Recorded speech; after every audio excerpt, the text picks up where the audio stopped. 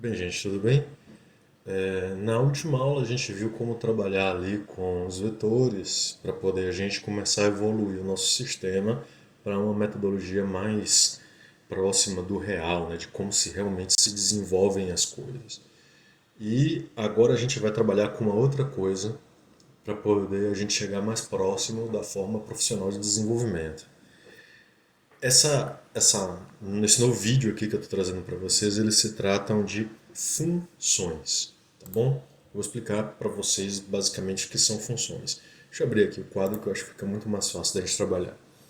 Veja só, desenvolver nada mais é do que um conjunto de linhas de código. Então você escreve uma linha de código, outra linha de código, outra linha de código. Então você tem três linhas aqui que fazem alguma coisa. Nesse processo, a gente tem que cada linha é responsável por uma ação. Então, se você quiser de alguma forma que essas ações se repitam, você basicamente vai ter que pegar essas linhas e vai ter que replicar elas de novo em outro lugar. Depois você vai replicar ela outra vez e por aí vai. E isso vai enchendo o seu código de coisas que tecnicamente não devem estar ali. Então, um bom programador ele tem que ter a capacidade de visualizar que uma determinada coisa já acontece no seu sistema e impedir que essa coisa se repita, tá certo? Utilizando alguns recursos, como por exemplo a orientação a objeto ou então a reutilização do código. Então, como é que a gente vai fazer isso? Bem, vamos imaginar primeiro uma coisa bem simples para vocês entenderem. Imagine que eu tenho um conjunto de comandos qualquer, não interessa o que ele faz. O que interessa é que esse conjunto de comandos ele tem 50 linhas. 50 linhas. Então, se em algum momento você precisar que essas ações, eu vou chamar aqui de ação 1. Se você precisar em algum momento que essa ação 1 se repita no seu código, você vai ter que em outro lugar chegar lá e colocar mais 50 linhas. E de novo em outro lugar, você precisa daquilo de novo, você vai lá e coloca mais 50 linhas, certo? Mais 50 linhas. Isso quer dizer que para poder fazer a mesma coisa, só que em partes diferentes do meu sistema, eu acabei utilizando 150 linhas de código, certo? 150 linhas. E aí eu tenho como mostrar para vocês, eu vou mostrar para vocês que dá para poder fazer a mesma coisa utilizando 52 linhas mais ou menos, certo? Porque tem algumas variações ali. Então, se você observar, eu tenho uma queda drástica da quantidade de linhas apenas utilizando as funções, tá bom? E aí, aparentemente, é uma coisa sensacional, vai diminuir a quantidade de linhas que eu tenho que programar, logo é bom.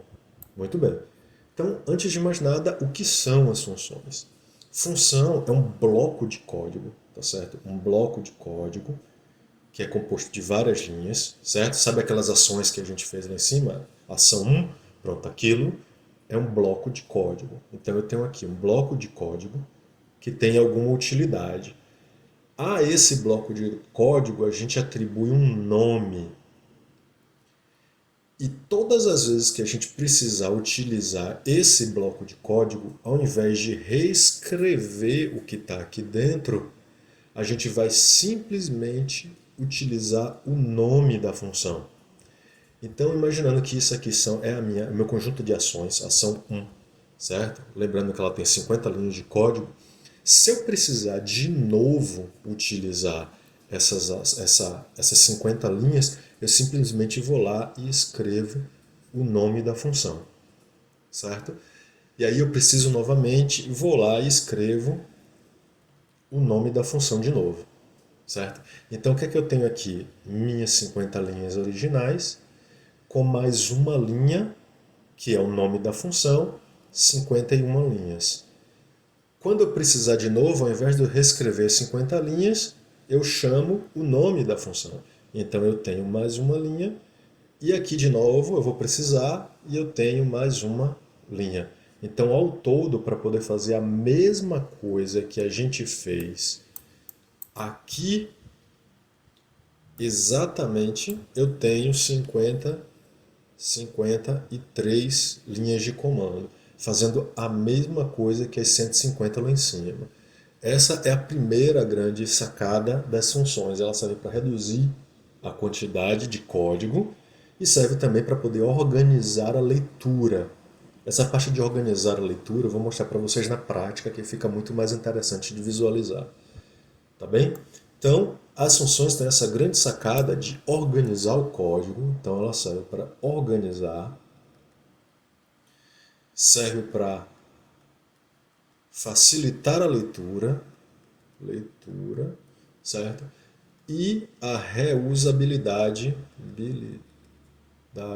do código que a gente já escreveu. Claro que existem outras coisas também que levam o nome de reusabilidade. Nesse sentido, eu estou usando isso daí, tá certo? Organiza o código, facilita a leitura e otimiza a reusabilidade para a gente, já que não precisa ficar toda hora copiando a mesma coisa, né? Muito menos pegar alguma coisa, copiar e colar, copiar e colar. Isso é uma péssima prática de programação, copiar e colar uma utilidade do seu sistema. Você tem que organizar ele para poder ele ser reutilizável. Então veja bem, com essa visão de que o sistema pode ser otimizado, a gente passa a desenvolver através das funções. E aí as funções têm algumas características que vocês precisam saber, tá certo? A primeira forma é a forma de criar uma função. A gente cria uma função do mesmo jeito que a gente cria uma variável. A diferença é que o abre e fecha parêntese diferencia uma função de uma variável. Existe até uma discussão de algumas pessoas que chamam de método e outras pessoas que chamam de função. Tá certo? Então, as pessoas que chamam de método, elas consideram uma pequena característica da função que todo método não tem retorno e toda função tem retorno. Eu vou explicar o que é retorno já já. Mas assim, nesse caso a gente considera uma coisa sempre que é função, tá certo? Então função é diferente disso daqui. Eu coloquei isso daqui em cima para vocês, isso daqui, porque quando vocês forem pesquisar, vocês podem encontrar escrito das duas maneiras. Método e função são a mesma coisa, tá certo? Então desculpem. Se vocês forem se aprofundar, vocês vão encontrar algumas pessoas debatendo e dizendo que método é uma coisa que não tem retorno e função é uma coisa que tem retorno. Aí é bom que vocês saibam que se trata basicamente da mesma coisa que a gente vai ver aqui. Então, assim, quando é que a gente declara uma variável? A gente simplesmente diz a ela o nome que a gente quer. Por exemplo, nome. No caso da função, é a mesma coisa. Só que assim, uma coisa interessante da função, já que como o nome dela já fala, é uma função, é a gente colocar o verbo no infinitivo e ser bem claro no papel dela. Por exemplo, somar, em verbo no infinitivo, dois números. Esse é o nome da função. E aparentemente uma variável. Como é que eu diferencio ela da variável? Abre e fecha parênteses no final. Isso aqui tem uma utilidade e a gente vai aprender depois para que serve. E aí, da mesma forma que o laço de repetição, eu preciso colocar aqui dois pontos para poder dizer que o código que vem aqui embaixo pertence a essa função. Tá certo? Os dois pontos são a mesma coisa do português, né? Então, por exemplo, a lista de desejos é. Aí vem dois pontos. Aí item 1. Aí vem item 2. Tananã. Os dois pontos servem para poder dizer que eu vou listar algumas coisas que pertencem a isso aqui. É exatamente a mesma coisa na programação. Os dois pontos aqui estão dizendo que eu vou listar alguma coisa que pertence a isso aqui. Certo? Então, o que é que diferencia a função da variável? O abre e fecha parênteses. Tá beleza? Então, entendido isso, que função é um bloco de código que tem um nome, abre e fecha parênteses, e toda vez que eu precisar do código que está dentro dele, eu simplesmente escrevo a função, o restante é ladeira abaixo. E existem duas coisas que vocês precisam saber sobre a função. As funções podem ter, vou botar podem, opa, podem ter, não é obrigatório, preste atenção nisso daqui, elas podem ter, tá certo? Parâmetros e retornos. Retornos, tá certo? Retornos. Eu vou definir aqui basicamente para vocês, mas na prática fica muito mais fácil, tá certo? Parâmetro é botar o M aqui, pronto, modificador do comportamento da função. A função tem um jeito de comportar e através dos parâmetros a gente modifica esse comportamento. O retorno é a resposta da função, ou seja, quando a função termina de rodar, ela responde alguma coisa para quem chamou ela. Tudo bem? Então a gente vai fazer o seguinte, a gente vai ver por partes agora, em pedacinhos. A gente vai ver a função simples, função simples. Depois a gente vai ver a função com parâmetro. E depois a gente vê a função com retorno. Tá certo? Para isso, eu vou fazer o seguinte, eu vou fazer um sistema de entrada no sistema. É meio louco, né? Mas é uma espécie de subsistema. É a parte do sistema responsável por permitir ou não a entrada de alguém dentro do sistema. E isso é feito lendo o usuário e a senha, tá certo? Então o sistema vai fazer esse controle aí, lendo usuário e senha. Se o usuário e a senha estiverem correta, ele permite que entre no sistema. E só esse pedacinho do sistema, esse gerenciamento de entradas de usuário no sistema, ele serve para poder a gente ver nossos 3 exemplos de função que explicam basicamente tudo o que existe sobre função, tá certo? Então vamos lá começar sobre função simples. Eu vou abrir aqui o Atom, vou criar uma pastinha que eu vou chamar de esse é o conteúdo 08 funções. E aí eu vou criar, fiz alguma coisa aqui, eu movi a pasta 2 para algum lugar que eu não faço ideia de onde foi, e depois eu vejo isso. Aqui, pasta 2, prontinho. Aqui, direito, novo arquivo, e aí funções simples.py, tá bom? Função simples.py. Então, como é que vai ficar? Bem, eu vou criar vou mostrar para vocês a menor função possível, tá certo? Então, def, eu vou criar uma função que cumprimenta o usuário, tá certo? Então, função que vai dar bom dia para o usuário. Então, eu vou chamar ela de cumprimentar. 2 pontos. E eu vou dizer que essa função tem o seguinte bloco de código: print bom dia. Pronto. Essa é a menor função possível.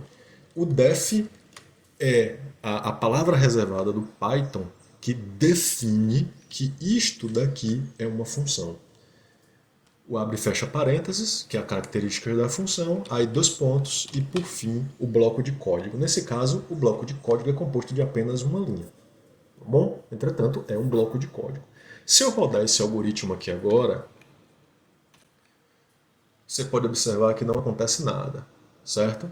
Esse não acontecer nada é pelo seguinte: se vocês lembrarem do como eu expliquei para vocês, todas as vezes que eu precisar rodar a função, eu escrevo o nome da função, tá certo? Então, o nome da função para declarar e o nome da função para poder executar o conteúdo que está dentro dela. Então, nesse caso, a função chama-se cumprimentar. Abre e fecha parênteses, porque uma função é não uma variável. Agora eu rodo, agora eu rodo e pronto. Bom dia. Tá certo? Aí se eu quiser novamente, eu vou lá eu estou apertando a tecla de atalho errada. E, novamente, eu executo, certo? Quantas vezes forem necessárias, eu faço e ele executa. Nesse caso aqui, talvez não seja a coisa mais óbvia do mundo, né? Porque eu estou trocando uma linha de comando por uma linha de comando. Então, não faz muito sentido. Mas lembre-se que da mesma forma que é uma linha de comando, poderiam ser 30 linhas de comando. E a forma de chamar seria a mesma. Então, eu vou fazer justamente isso aqui. Ó. Vamos fazer o seguinte. Esse sistema está dando um bom dia.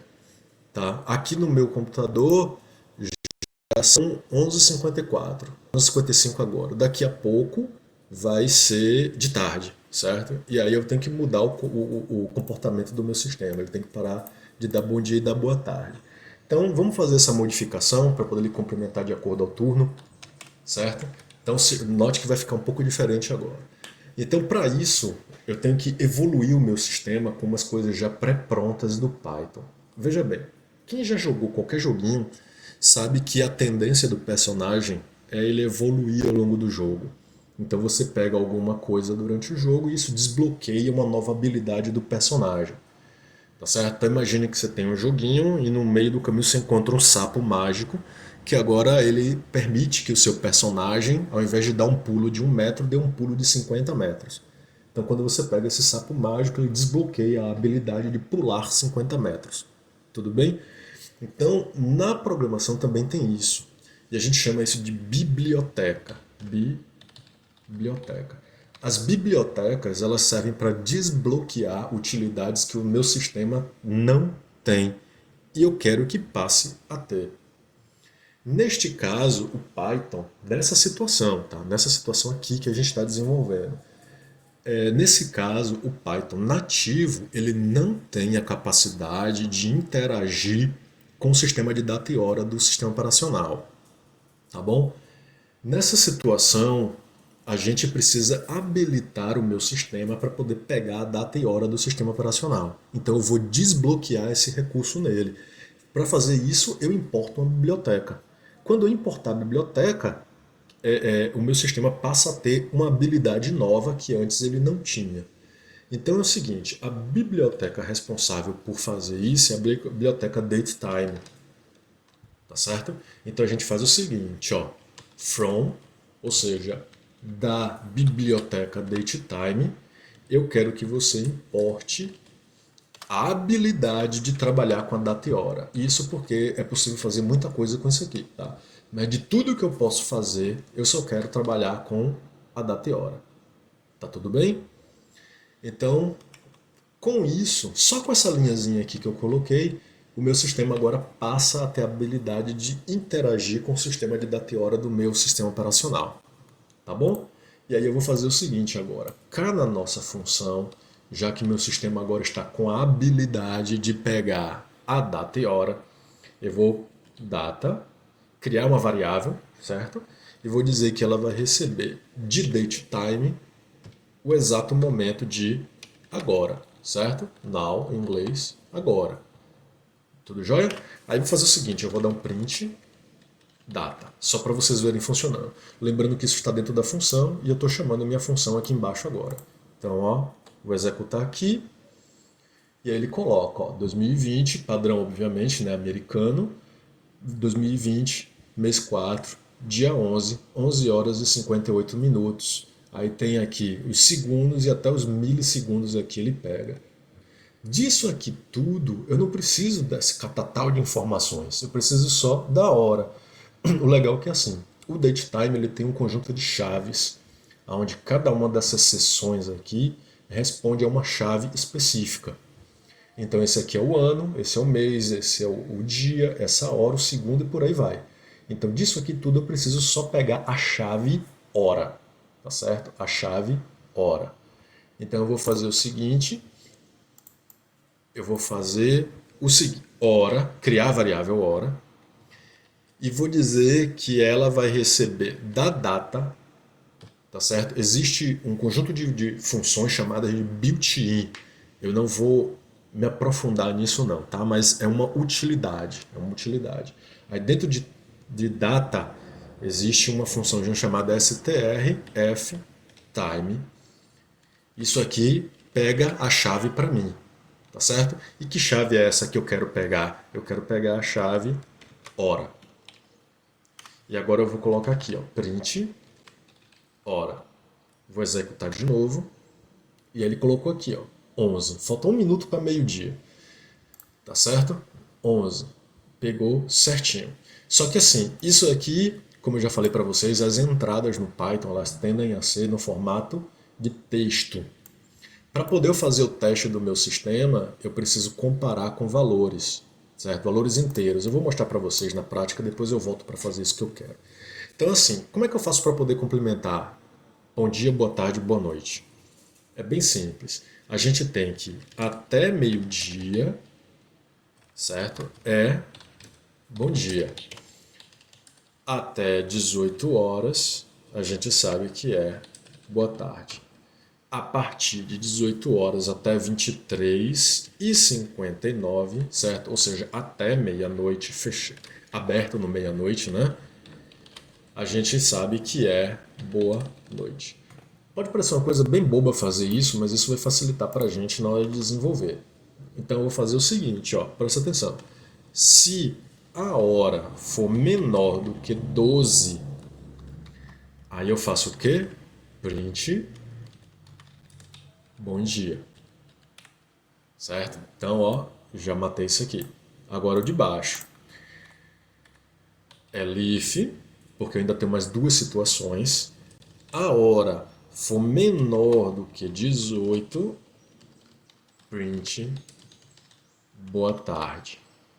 Else, porque só resta uma situação, print boa noite. Prontinho. Então agora eu vou dar fim nisso aqui. E tá aqui o meu código para poder me cumprimentar. Então, tecnicamente, como agora é meio-dia e 1, ele vai ter que me dar boa tarde, certo? Vou rodar aqui o algoritmo. Opa, deu um erro. Qual foi esse erro? É justamente o que eu queria falar para vocês. A entrada, ela é feita no formato string, tá vendo aqui? Então eu estou tentando utilizar o operador menor que, só que ele é não suportado entre string e inteiro. Então, ó, operador relacional não é suportado entre a string e o inteiro. E é justamente aqui, ó. Bem, hora menor do que 12. O que é que está acontecendo? Eu estou comparando com texto com inteiro. Isso quer dizer que essa entrada aqui ela está acontecendo no formato texto. Então, se vocês prestarem um pouquinho de atenção, eu tenho aqui no começo, ó, str, que representa string, ou seja, texto. Então, para mudar isso, eu vou converter int disso aqui tudo. Então, eu quero que você pegue, lembra que o que acontece é sempre primeiro o que está à direita da igualdade e o que está dentro do parênteses e depois vai saindo por ordem. Então, primeiro, direita à igualdade, o que está dentro do parênteses é o que vai acontecer. Eu vou pegar o que? A data na chave da hora. Essa data na chave da hora chega no formato texto. Aí agora eu saio, converta para inteiro e por último eu faço a atribuição e coloco dentro de hora. Agora eu tenho dentro de hora o inteiro da hora que era texto. Agora eu posso comparar. Tudo bem? Então F6, ó, boa tarde. Certo? Vamos ver só se está funcionando o nosso controle de fluxo. Eu vou trocar o valor. Hora recebe 7. Tá bom? Então aperta F6 aqui. Bom dia. Hora recebe 16. Boa tarde. E hora recebe 8. Boa noite, né? Boa noite. 19. Pronto, ó. Boa noite. Então nosso controle de fluxo está funcionando direitinho aí. Então aqui agora, se você observar, eu tenho uma quantidade de linhas muito maior. Nesse caso, todas as vezes que eu precisar que isso rode, eu simplesmente vou lá e chamo cumprimentar, como eu estou fazendo aqui, ó. Então eu comentei que isso serve para organizar e facilitar a leitura. Note que agora eu não preciso mais ficar toda hora olhando para isso aqui. Eu só preciso saber que a função cumprimentar pega a data e a hora do sistema e separa só a hora. E aí eu testo para dizer se é bom dia, boa tarde, boa noite. Aí agora eu posso tirar isso aqui das minhas vistas e programar. Note que o meu sistema ele começa aqui, tá certo? É aqui que o sistema começa. Então, eu sei que quando o sistema começa, a primeira coisa que ele faz é cumprimentar, certo? Então, isso faz o quê? Organiza meu código. Note que sumiu todo aquele bolo de código aqui de cima. Isso não precisa ficar mais nas minhas vistas, tá certo?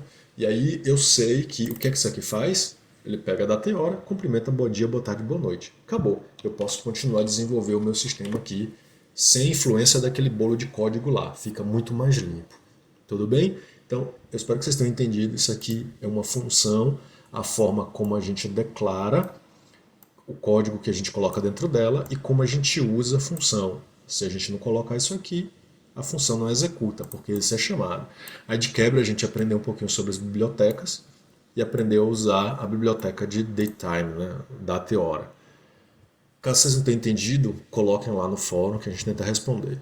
Eu ia fazer um vídeo só mostrando os 3 exemplos das funções, as 3 formas de usar, mas eu acho interessante a gente dividir em partes e usando a mesma coisa, certo? Mas dividir em partes e depois trabalhar separadamente. Então esse é o exemplo de função, tudo bem? Qualquer dúvida podem falar.